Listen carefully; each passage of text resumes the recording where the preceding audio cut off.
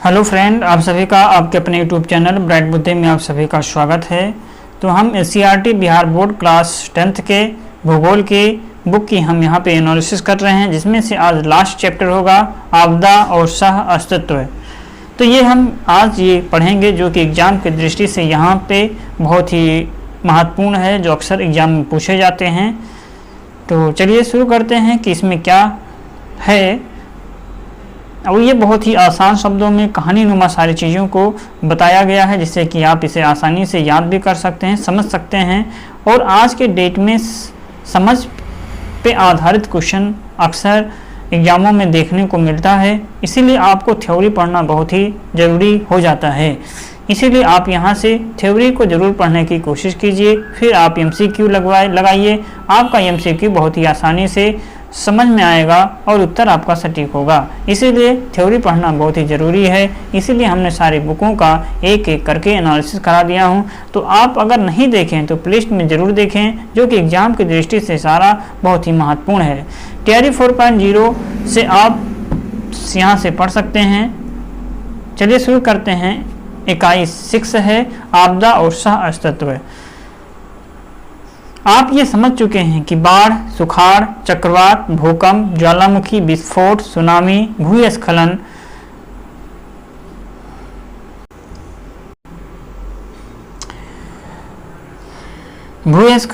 हिमस्खलन जैसी प्राकृतिक आपदा का होना स्वाभाविक है। इसे रोका नहीं जा सकता। हाँ, इसके मुकाबले के लिए हमें सदैव तैयार रहना चाहिए और आपदा पूर्व ही तैयारी करनी चाहिए, ताकि कम से कम क्षति हो सके और अधिक से अधिक लोगों के जान माल की सुरक्षा मिल सके।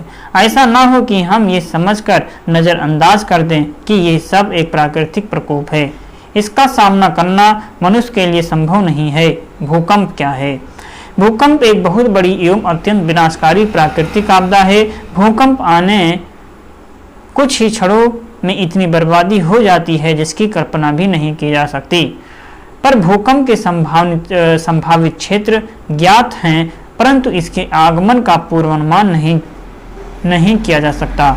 इसीलिए हमें संभावित क्षेत्रों में सदैव सतर्क रहना चाहिए और इस क्षेत्र में ऐसा प्रबंध होना चाहिए जिससे कम से कम क्षति हो। हमारे देश में भूकंप में सबसे अधिक क्षति होती है, क्योंकि इसके लिए हम पूर्व से सचेत नहीं रहते हैं। प्राकृतिक आपदाओं से होने वाले नुकसानों को कम कर सकते हैं। यहाँ पे इसका जो पेज है कुछ मुड़ गया है, तो ये पीछे में है। चलो देखते हैं कि कहाँ है। ठीक है, 26 जनवरी 2001 तिथि को यहाँ पर है, इसका भुज में है ना, कोई होगा भुज। 6.9 की तीव्रता वाला भूकंप आया। क्या हुआ था? तो ये भूकंप हुआ था, आया था। और राज्य सरकार की रिपोर्ट के अनुसार 1300 से, है ना, 1300 से अधिक जाने, 1300 से अधिक लोगों की जान गई तथा 1.67 लाख लोग जख्मी, है ना, क्या हुए थे? तो वे जख्मी हुए तथा 21 जिलों में रह रहे लगभग 1.97, है ना, क्या है, 1.97 करोड़ लोग प्रभावित हुए। लगभग 3.20 लाख पक्के और कच्चे मकान तथा 1400 झोपड़ियां पूरी तरह से नष्ट हो गईं। लगभग पक्के एवं कच्चे मकान तथा 7.33 लाख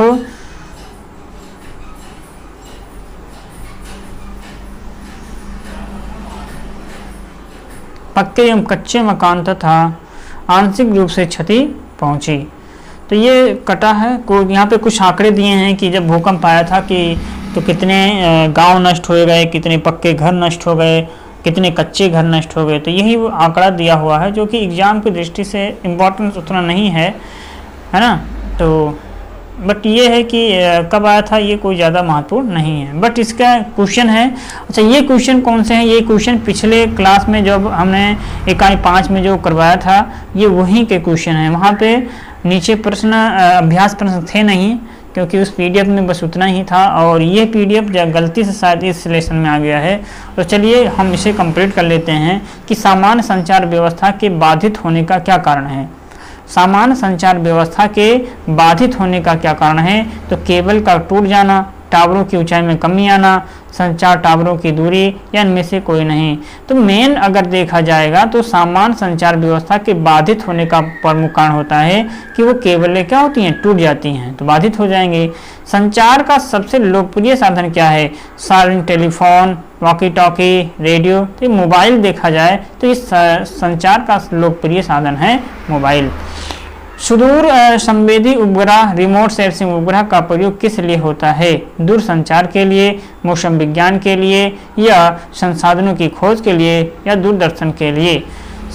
सुदूर संवेदी उपग्रह या रिमोट सेंसिंग उपग्रह का प्रयोग जो होता है ये मौसम विज्ञान के लिए, दूरदर्शन के लिए, या मौसम विज्ञान के लिए ही होता है ना। रिमोट सेंसिंग उपग्रह देखा जाए तो ये दूरसंचार के लिए किया जाता है। फिर आगे हम कंटिन्यू करते हैं लेसन 6। यदि सह अस्तित्व के संबंधित सभी बिंदुओं पर योजनाबद्ध तरीके से कार्य करें और हम सब कुछ राष्ट्र का आकलन करें, जैसे अमेरिका और जापान जहां भूकंप बराबर आते रहते हैं, इसके बावजूद यहां भूकंप को मात्र अल्पकालिक आपदा के रूप में लिया जाता है, क्योंकि यहाँ के मकान भूकंपरोधी होते हैं और लोगों को पता होता है कि सुरक्षित कैसे रहना चाहिए। भूकंप जैसी प्राकृतिक आपदा के लिए सुरक्षित आवासीय या सार्वजनिक भवनों का बहुत महत्व होता है, अर्थात सुरक्षित आवास निर्माण कर भीषण क्षति को कम किया जा सकता है। इसके लिए निम्नांकित बिंदुओं पर अवश्य ध्यान देना चाहिए। भवनों को आयताकार होना चाहिए और नक्शा साधारण होना चाहिए। लंबी दीवारों को सहारा देने के लिए ईंट, पत्थर या कंक्रीट के कॉलम होने चाहिए। जहां तक हो सके टी, एल, यू तथा एक्स आकार के भवनों को छोटे छोटे आयतों में बांट करके बनाना चाहिए। आयतों के बीच खाली जगह को छोड़ना चाहिए। नींव को मजबूत एवं भूकंप अवरोधी होना चाहिए। निर्माण के पूर्व स्थान विशेष की मिट्टी का वैज्ञानिक अध्ययन होना चाहिए। तदनुसार नींव तथा निर्माण कार्य होना चाहिए। दरवाजे तथा खिड़कियों की स्थिति भूकंप अवरोधी होनी चाहिए। लोहा, कंक्रीट, बालू से उत्पन्न भार, भवनों की संरचना में इसका समुचित अनुपात एवं तकनीकी दृष्टिकोण से सुरक्षित संरचना का निर्माण होना चाहिए।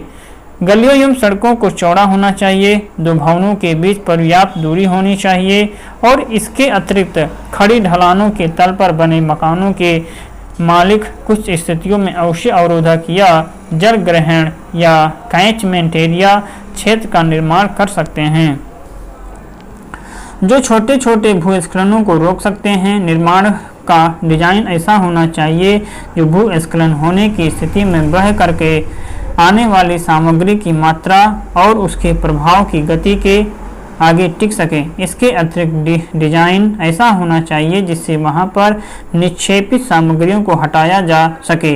इन अवरोधकों में इमारत की ढलान वाली साइड में मजबूत दीवार का निर्माण किया जाना चाहिए। सुनामी 26 दिसंबर 2004 के बाद आप भली भांति समझ गए होंगे कि सुनामी कितना विनाशकारी प्राकृतिक आपदा है। इसने कुछ ही क्षणों में दक्षिण पूर्व एशिया के देशों में कहर बरपाया था। सुनामी के द्वारा जान माल की बड़ी हानि होती है, साथ ही ये तटीय क्षेत्रों के खेतों को बंजर बना देता है। स्वास्थ्य संबंधी कई समस्याएं उत्पन्न हो जाती हैं। बंदरगाहों, तटीय नगरों को भी भारी क्षति पहुंचाती है। सुनामी को न तो रोका जा सकता और न इसके प्रभाव से बचा जा सकता है, लेकिन इसके प्रभावों को कम किया जा सकता है।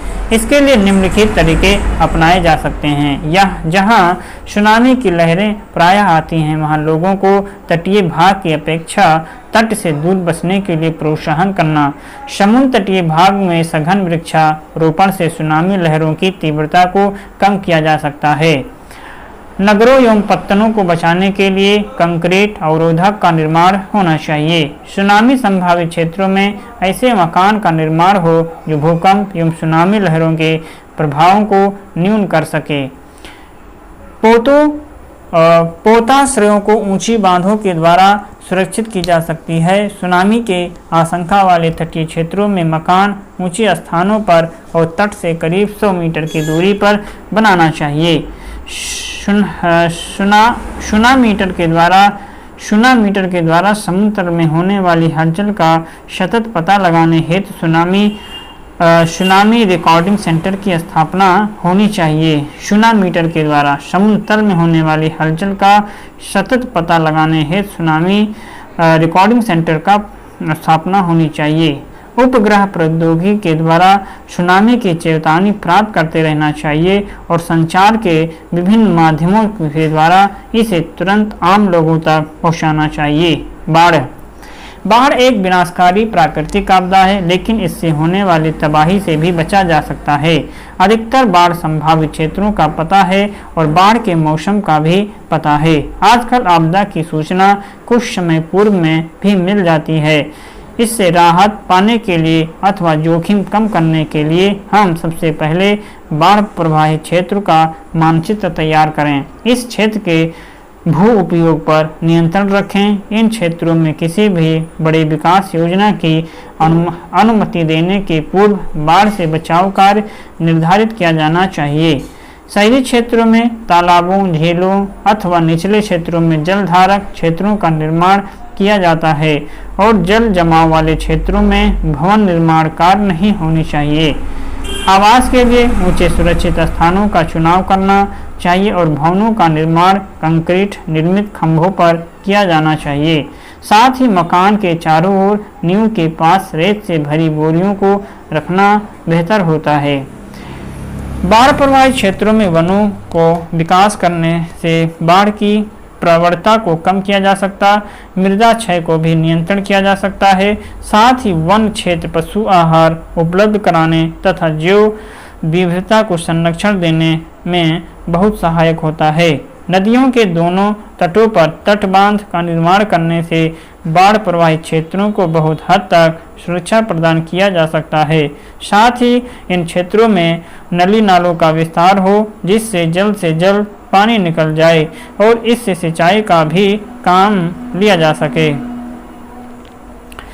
पर्वतीय भागों में नदियों के ऊपर बांध और पृष्ठभाग जलाशय का निर्माण जल को नियंत्रित ढंग से छोड़ने एवं तली के सिल्ट जमाव को साफ करके बाढ़ की संभावनाओं को कम किया जा सकता है। बाढ़ प्रभावित क्षेत्रों में नहरों का जाल बिछाकर बाढ़ की विभीषिका को न सिर्फ कम किया जा सकता है वरन इससे सिंचाई का काम भी लिया जा सकता है। बाढ़ से बचाव के लिए रिंग बांध भी सहायक होता है। नदियों की धाराओं में सुधार तथा नदियों के लिए वैकल्पिक मार्ग के निर्माण के द्वारा भी इस समस्या का समाधान संभव है। बाढ़ में फसलों को भी काफी नुकसान होता है। हरा भरा खेत एवं कभी कभी तैयार फसल जलमग्न होकर के नष्ट हो जाते हैं। इसीलिए ऐसे फसलों या ऐसे प्रजातियों कोई पौधों का विकास करना होगा जिसे जलमग्न क्षेत्र में भी पैदा किया जा सके। जैसे उत्तरी बिहार के कुछ जिलों में किसान धान की एक ऐसी प्रजाति उत्पन्न करते हैं जो जलमग्न क्षेत्र में पैदा होते हैं। किसान नाव पर जाकर के फसल कटाई का काम करते हैं। बाढ़ प्रभावित क्षेत्रों में स्थान स्थान पर खाद्यान्न बैंक का भी विकास होना चाहिए। इससे अकाल की स्थिति पर नियंत्रण पाया जा सके। 1954 में भारत सरकार ने बाढ़ नियंत्रण के लिए 3 आयाम निर्धारित किए: त्वरित, अल्पकालिक और दीर्घकालिक कार्यवाही। इससे समस्या के समाधान हेतु प्राथमिकता निर्धारित की जाती है और इससे कार्यान्वयन में आसानी होती है। सुखाड़ अर्थात सुखाड़ अचानक नहीं होता, ये संकेत दे करके आता है, किंतु इसके अंत की अवधि निश्चित नहीं होती। सुखाड़ 3 प्रकार का होता है। एक सामान्य सुखाड़, दूसरा है कृषि सुखाड़, तीसरा है मौसमी सुखाड़। इनमें सबसे खतरनाक कृषि सुखाड़ को माना जाता है। सुखाड़ जैसे प्राकृतिक आपदा को विभिन्न विधियों को अपना करके इसकी विभीषिका को कम किया जा सकता, जैसे जल संसाधन का वैज्ञानिक विकास और प्रबंधन के द्वारा जल की समस्या का समाधान किया जा सकता है, क्योंकि सुखाड़ के समय जल के अभाव से न केवल मिट्टी की नमी समाप्त हो जाती है, बल्कि सभी प्राणियों को जान तक बचाना मुश्किल हो जाता है। जल विभाजक के विकास की योजना ऐसी स्थिति में बहुत सहायक होती है। जल विभाजक क्षेत्र ऐसे भौगोलिक क्षेत्र होते हैं जहां पानी एक सामान्य बिंदु की ओर प्रवाहित होता है। सूखे के दुष्प्रभाव को कम करने के लिए स्थानीय समुदायों के सहयोग से मृदा और जल संरक्षण के सभी प्रकार के उपाय किए जाते हैं। इस नीति को अपनाने से इन क्षेत्रों में मृदा, पेड़ पौधों, पानी तथा अन्य संसाधनों का प्रभावी प्रबंधन में मदद मिलती है। इन जल विभाजक क्षेत्रों के भीतर दुर्लभ जल स्रोतों की संरक्षण, मृदा और पेड़ पौधों के प्रबंधन में सुधार ला करके प्राकृतिक संसाधनों का संरक्षण करते हुए उच्चतर कृषि उत्पादन के लिए अनुकूल स्थितियां तैयार की जाती हैं। मिट्टी में उपलब्ध नमी के संरक्षण के लिए तथा तेज धूप से बचाने के लिए भूमि पर घास का आवरण रहना देना चाहिए। मिट्टी में नमी के अभाव में ही कृषि सुखाड़ होता है। और नदियों के जल ग्रहण क्षेत्र में वृक्षारोपण से भी बादल आकर्षित होते हैं और मौसम को कुछ हद तक नियमित किया जा सकता है। कुछ फसलें ऐसी भी होती हैं जिन्हें अधिक जल की आवश्यकता नहीं होती या बहुत कम जल में फसलें पैदा हो जाती हैं। ये फसल सूखाग्रस्त क्षेत्रों में या जहां सूखे की बारंबारता अधिक है वहां लगाई जा सकती है, जैसे कि मशरूम, औषधि पौधे, नागफनी, ज्वार, बाजरा इत्यादि। सिंचाई को विकसित कर सूखा से बचा जा सकता है। हमारे देश में पंजाब, हरियाणा, राजस्थान जैसे राज्यों में सिंचाई सुविधा के कारण ही अर्ध शुष्क प्रदेश होने के बावजूद देश का अन्न भंडार बन गया है। सुखाड़ के प्रभाव को कम करने के लिए वैकल्पिक अर्थव्यवस्था के रूप में दुग्ध उद्योग को विकसित किया जाना चाहिए। कृषि प्रधान क्षेत्रों में सुखाड़ पड़ने से कृषक या तो फसलें लगा ही नहीं पाते हैं या फिर लगी हुई फसलें सूख जाती हैं। परिणाम स्वरूप लोगों में जीविका का कोई विकल्प नहीं रह जाता है। इससे बचने के लिए चारागाह का विकास सुखाड़ की स्थिति में भी संभव है। इससे दुग्ध उद्योग का विकास एक महत्वपूर्ण विकल्प है। सुखाड़ प्रभावित क्षेत्रों में कृषि पर आधारित उद्योगों को लगाकर कृषि के असफल होने की भरपाई हो सकती है। खुशहाली कायम रह सकता है। जिन क्षेत्रों में प्रायः सूखा पड़ता रहता है उन क्षेत्रों में शुष्क कृषि पद्धति अपनाया जाना लाभप्रद होता है। शुष्क कृषि पद्धति की निम्नलिखित विधियां हैं।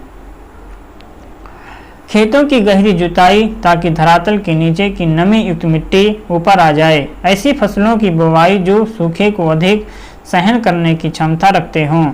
सामान्य सिंचाई विधि के स्थान पर ड्रिप तथा छिड़काव विधि से सिंचाई कराना। ऐसे बीज का प्रयोग जो कम समय में फसलों का उत्पादन करता हो। जब वर्षा होती है तब उसके जल का अधिकतम उपयोग करना। छोटे छोटे बांध, जलाशय का निर्माण तथा ऐसे नहरों का निर्माण जिसके तल में कंक्रीट बिछा हो। इससे जल के रिसाव को रोका जा सकता है। ढाल के समकोण पर बांध बनाना। खेती को सीढ़ी नुमा बनाना जिससे जल का अधिक से अधिक उपयोग हो सके। ये सत्य है कि प्राकृतिक आपदाओं को घटित होने से हम और आप रोक नहीं सकते हैं। हम सिर्फ पूर्व से सतर्क रहकर एवं सह अस्तित्व से संबंधित कार्य को करते हुए बहुत हद तक इसकी तबाही से बच सकते हैं।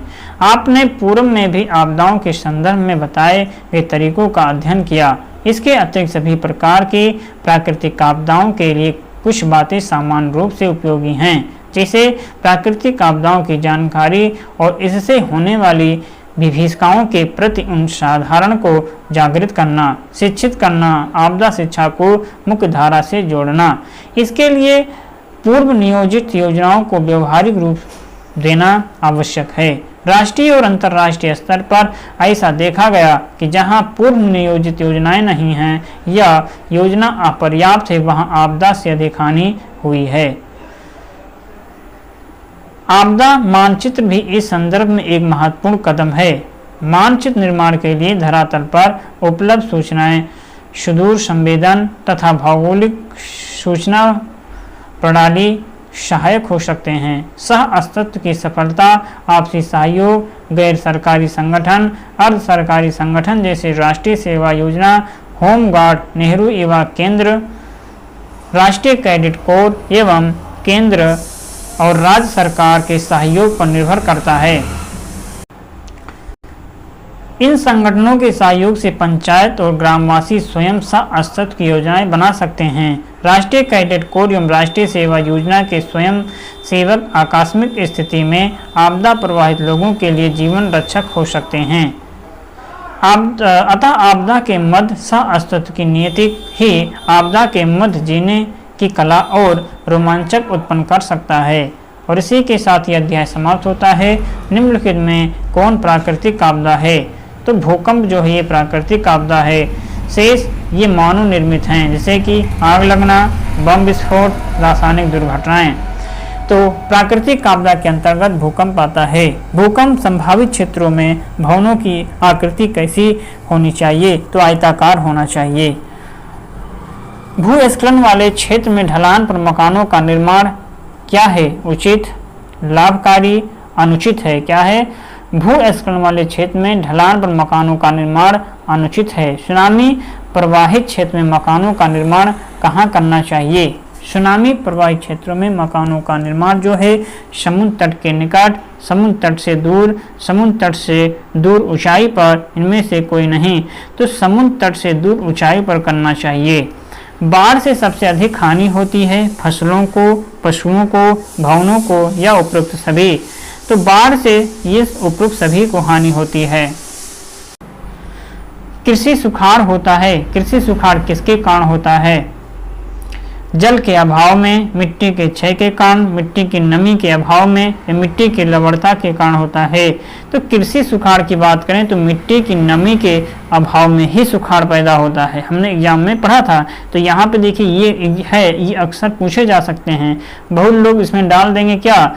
जल के अभाव में, लेकिन जल के अभाव में नहीं लिखा है इस एससीईआरटी के बुक में, ये रॉन्ग है। अभी हमने इसमें पढ़ा था कि मिट्टी की नमी के अभाव में ही सुखाड़ होता है ना। अगर मिट्टी की नमी में नमी रहेगी नहीं, नमी नहीं तो जल नहीं, जल होता तो नमी होती है ना। तो इसलिए जब मिट्टी की नमी के अभाव रहेगा तभी सुखाड़ अथवा सूखा होगा। तो यहाँ पे ये बहुत इंपॉर्टेंट क्वेश्चन है। और तो कर ले जाओगे, लेकिन ये बहुत इंपॉर्टेंट है, इसे आप जरूर नोट कर रखें। ये आगे क्वेश्चन है नहीं तो समाप्त होता है। इसी के साथ ये 10th की पूरी बुक बिहार बोर्ड की एससीईआरटी की बुक पूरी क्या होती है? समाप्त होती है ना। वीडियो अच्छा लगे तो लाइक, कमेंट, शेयर जरूर कीजिए अपने हित में दोस्तों के साथ सारा, क्योंकि ये आप जितना पढ़ेंगे इसमें से क्वेश्चन जरूर, कोई ना कोई क्वेश्चन जरूर फंसेगा। हम इसका रिवीजन भी करवाएंगे एग्जाम टाइम में। तब तक इसके एमसीक्यू हम 1 बाय 1 करके कराते हैं। एमसीक्यू अभी 2 क्लास 2 चैप्टर हुआ है, तो आप उसे देख सकते हैं प्लेलिस्ट में जा करके। वो भी मैंने लाइव कराया हूँ, तो लाइव के प्लेलिस्ट में जाएंगे, लाइव में जाएंगे, वहाँ पर आपको दिखाई देगा क्लास 10th का एससीईआरटी जो अभी 2 लेसन करा चुका हूँ, तो देख सकते हैं। वीडियो जरूर अच्छा लगेगा, क्योंकि एक में 80 एमसीक्यू है और दूसरे में 73 एमसीक्यू हैं, तो काफ़ी ज़्यादा एमसीक्यू हैं, तो आप उसे ज़रूर देखें। चलिए मिलते हैं किसी एक नई बुक के साथ। तब तक आप पढ़ते रहें, मस्त रहें और रिवीजन भी करते रहें। नमस्कार।